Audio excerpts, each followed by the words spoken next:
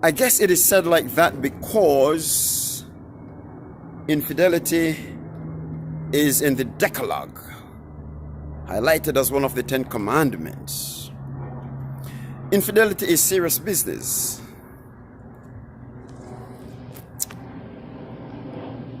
Of course, sometimes, it can be regarded as a fornication or adultery, illicit sexual desires or activity. Why is this one of God's top 10? Infidelity is the only biblical premise given by which people can divorce in God's economy. So this tells me that God takes infidelity seriously. I want to share something with you about infidelity. When you leave the marriage domicile, when you leave the confines of the marriage altar, and you go out onto the commons of sin, and you find another, and you engage sexually, do you know you're really leaving the first covenant with your wife and establishing a new covenant with another person? In the olden times, people establish covenant with the shedding of blood. We read in the Old Testament, for example, when a young lady gets married in the morning, out the door would be the community with stones in their hands, waiting for the priest to come forth with the bed sheet. And if there was no blood spilled, somebody dies. You see, when you marry, God places in the woman a thin film of tissue. And when there is sexual intercourse, blood is spilled.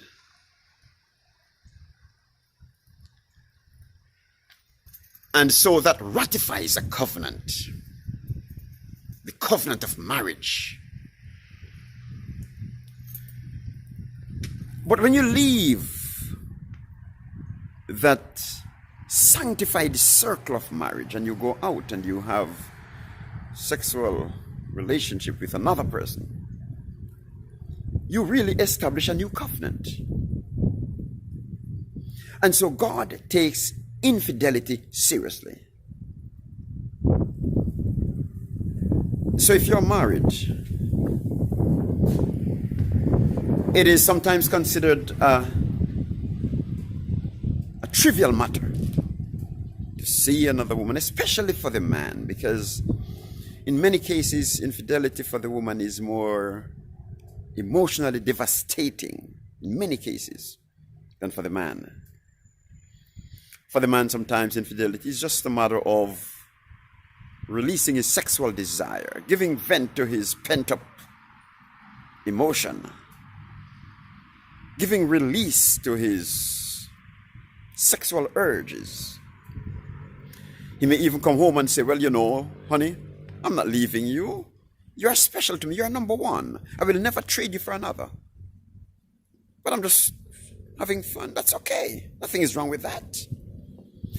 So I have found that in many cases, the man does not consider it that seriously.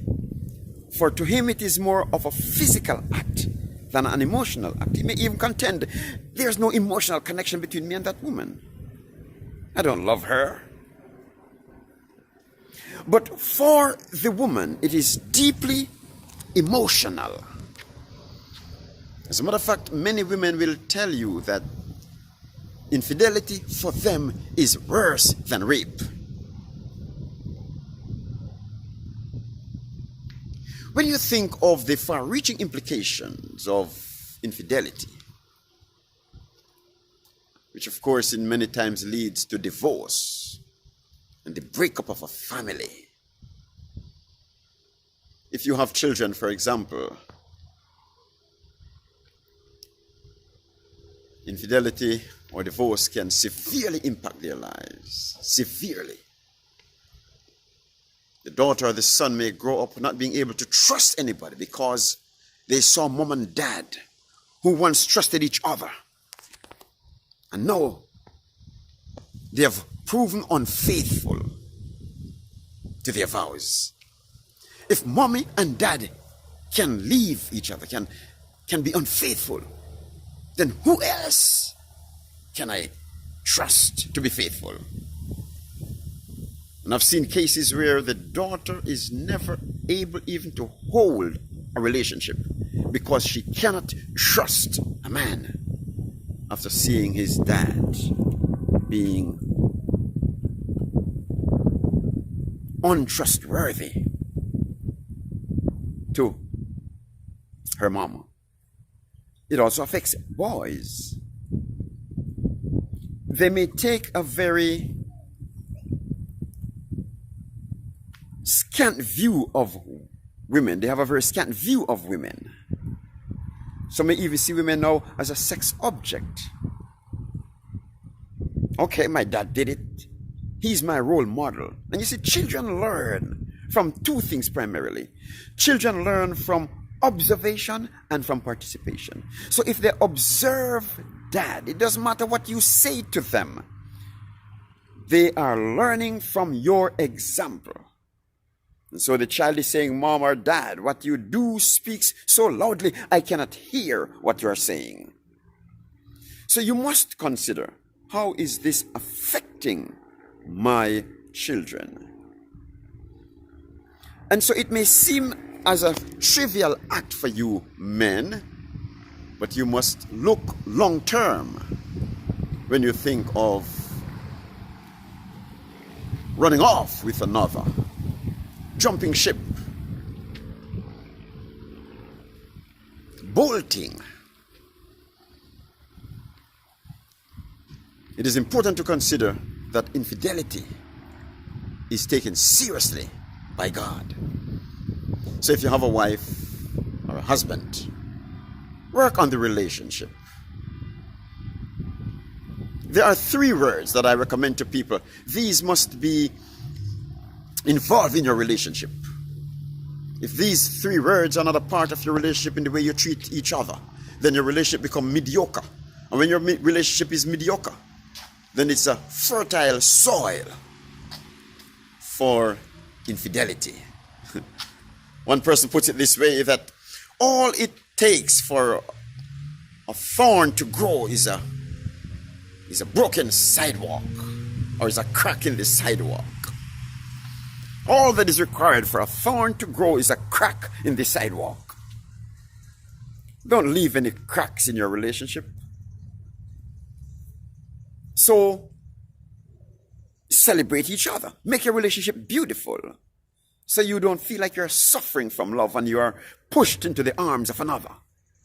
And so I want to leave with you 3 words that should be foundational in your relationship.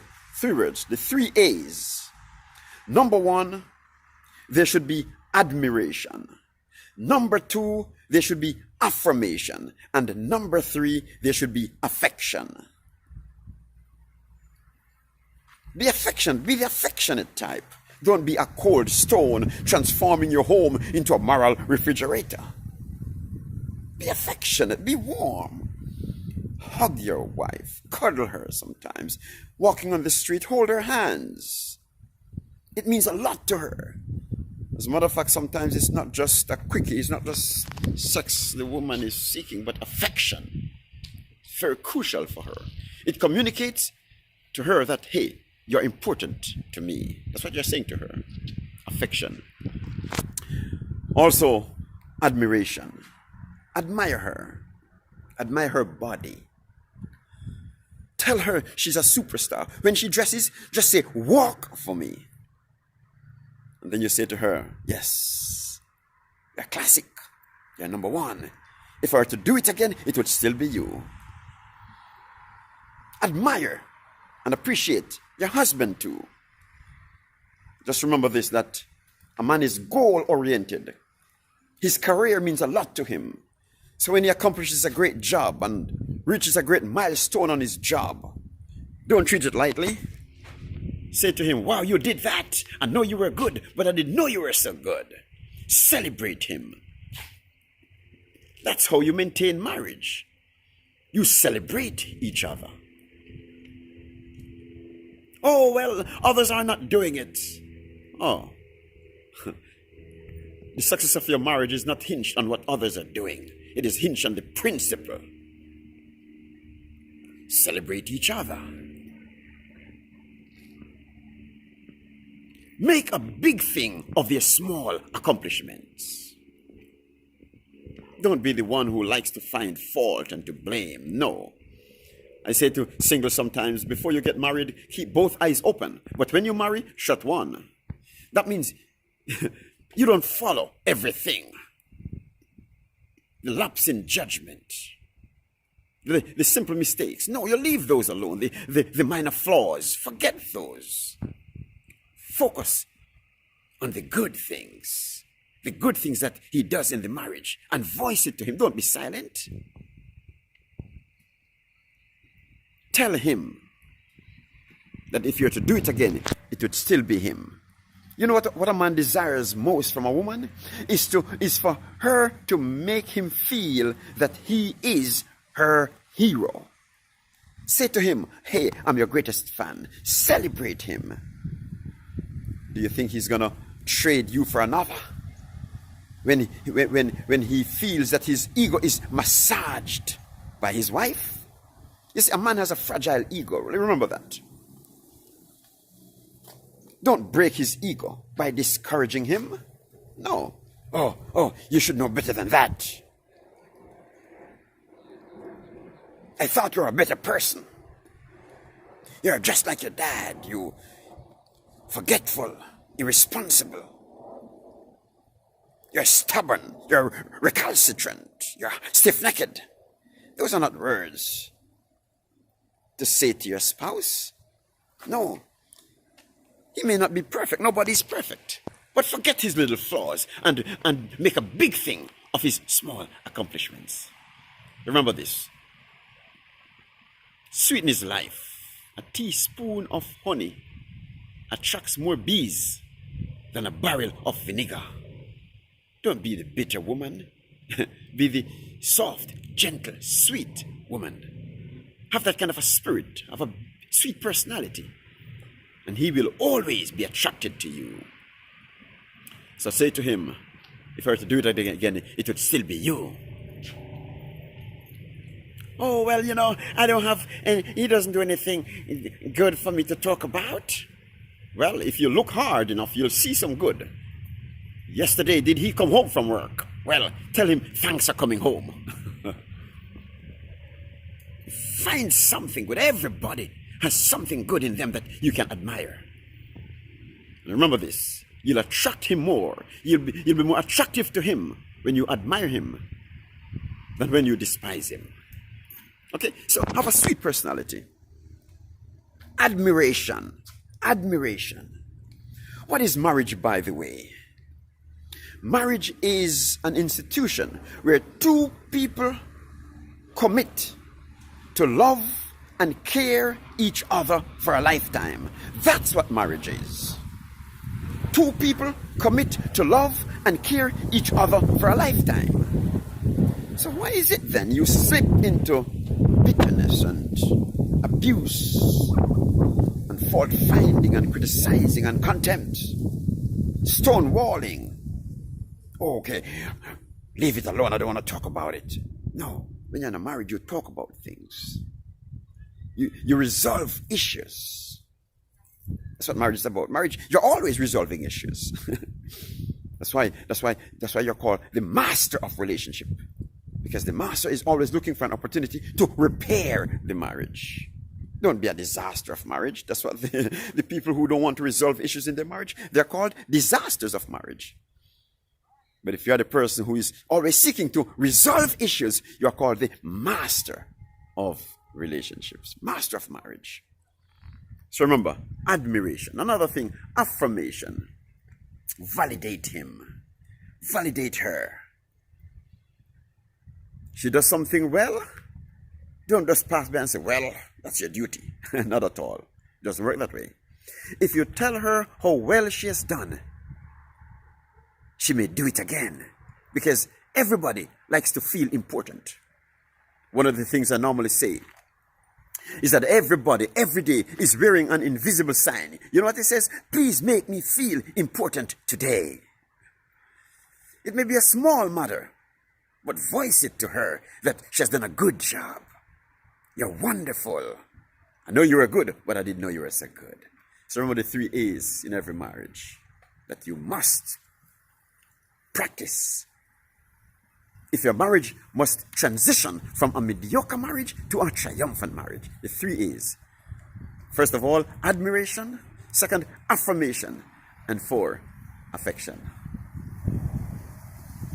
I hope this helps. Love you all. Lloyd Allen here at FixingMarriages.com. For help and other resources, please feel free to contact us. Also, subscribe to my channel.